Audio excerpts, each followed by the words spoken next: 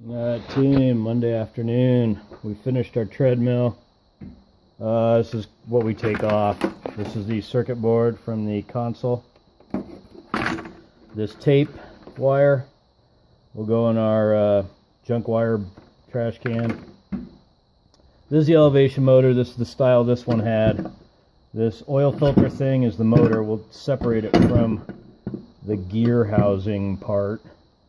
The gear housing part we'll just throw in our dishwasher.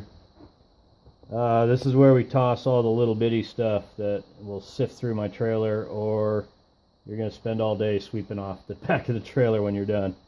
My scrap yard, they don't get excited about these. They don't care. They do get excited about like 1 gallon paint buckets. They don't like those. I'm guessing because people turn them in half full of paint. They don't get excited about these. So, which I'm surprised. I mean, they'd be okay with that. And shorter, fatter camping ones, they don't care. You can just throw them in there, they don't care. The bigger 20-pound grill bottle ones, they want separated out. But those little ones, they don't care. Just toss them in, which surprises me. We got our drive motor off our treadmill. We're going to take these off because they're aluminum, these brackets. This is the circuit board for the motor, down under the motor housing. This is aluminum, the thinned part. This plate is steel on this one.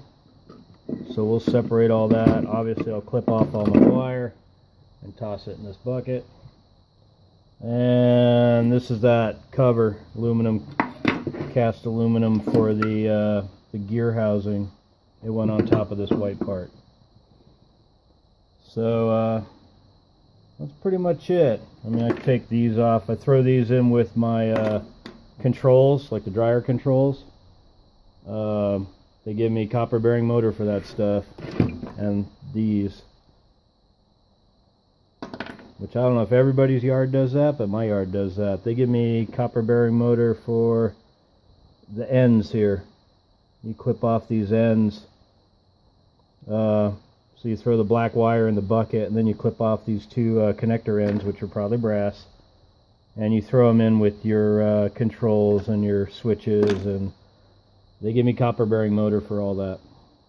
Anyway, oh, we took the futon apart too, mostly for space saving, because usually I'll throw them up on the top of the trailer and strap them down, but since I don't have a top of the trailer currently, I just took it apart and threw it down in there so it doesn't take up as much room. I think that's about it, guys.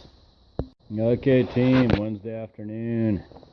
We skipped Tuesday because we didn't do much. We didn't even finish stripping this stuff down. Anyway, we did pick up a dryer, a working dryer. They always tell me they work, but guessing that needs work to work. Anyway, we picked up some other random stuff. We're working on the Jeep today. The temperature gauge on our Jeep's been bouncing all over the place. It'll be like normal, and then it'll be like scorching hot, and then it'll drop back down to normal. So the fluid was low, so I'm guessing what was happening was the sensor was just in the air, and then when I'd get on a hill or turn a corner, the water would slosh over, hit the sensor, and make it be super hot. And then once the water left, it would go back to the air temperature and not be hot again. Anyway, I think the problem is our cap. We did add fluid, but I think because normally when you turn this, then you got to push down on it to finish turning it. But mine, you just turn it, which surprises me. Because in the past, it's always been you turn it till it pops right there, and then you got to push down on it. But mine, you can just spin it right off. So I'm guessing mine is not working properly. So every time I drive it, I lose a little bit through steam. And obviously my recovery can is empty as well. But every time I drive it, I lose a little through the steam. And, you know, eventually there's just nothing left in there. Anyway, so we're gonna grab a cap, switch it out, see if that fixes the problem. Friday afternoon. We skipped Thursday, snowed Thursday morning. We did run by the gutter install and add some support wires to those downspouts because they were just hanging off the drop outlets, and I would add them the day we did it, but I didn't have any wire with me. So we took care of that. We picked this metal desk up today, Friday. These are aluminum, these handles, so we'll take those off and then we'll throw it on the trailer. We got some projects on the Jeep we got to run out and do while it's still nice and light out, so we'll get on it, guys. Yeah, it's still Friday. It didn't snow a lot. The pavement parts all melted off on their own. I think the highs have been like 30, 35. I stood in by cap for our Jeep, but I noticed looks like we got some radiator fluid around that top neck there. And this clamp seems awful high up on the hose, so I might try to put that down farther and tighten it up. It doesn't, I can't tell, but it doesn't look like it's really biting into the hose much. It feels like it is. But maybe I'll make an adjustment on that because we lost fluid again. I don't know if we lost it through our cap or lost it through this top neck here. But I think it might be low enough that I can adjust that. We'll see what happens. Well, the neck's plenty tall enough that the clamp would be holding it.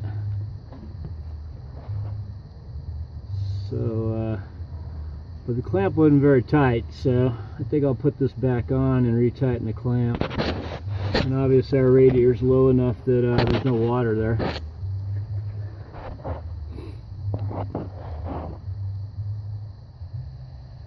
Anyway, guys, hopefully we're just looking at getting a new cap. Maybe tighten this clamp. I'll see if I got a... That is an old style clamp. Maybe I'll see if I got a more modern clamp. Get it tighter. It's still Friday.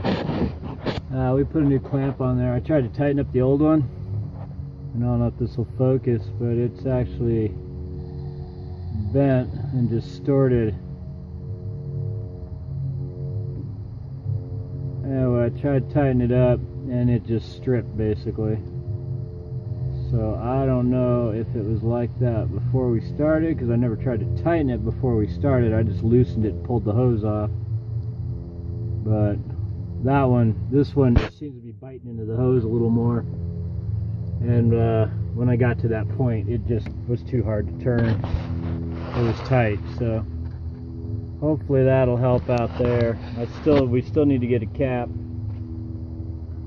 And I had to add brake fluid today because I'm pretty sure our passenger rear wheel, the wheel cylinder, I'm guessing it's leaking. I'm pretty sure it's leaking. Anyway, we'll follow up on that sometime.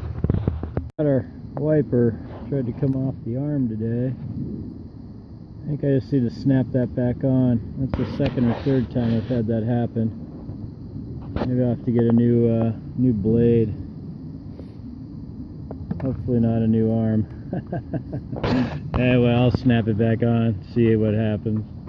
We put it on, I tried to snap it back down and it broke. So I'm guessing that's why it's been coming off. It's because it was cracked. This plastic piece was cracked. And I don't think... I bought wipers like this in the past, but I don't think I've saved any of them. So I could just replace this plastic thing out of another one. I'll look around. That may be an electrical tape till I can get a wiper. Sunday afternoon, Christmas Eve. Picked up this treadmill Saturday morning. It also snowed Saturday morning. Picked up this white one Saturday morning as well. Oh, it only snowed like another inch and a half.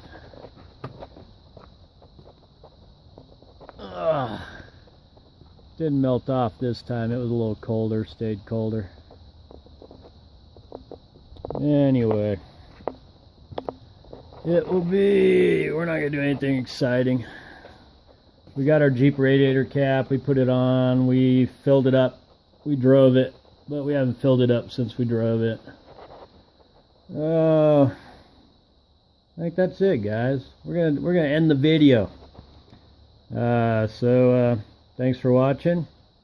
Take it easy. Enjoy your holidays, guys.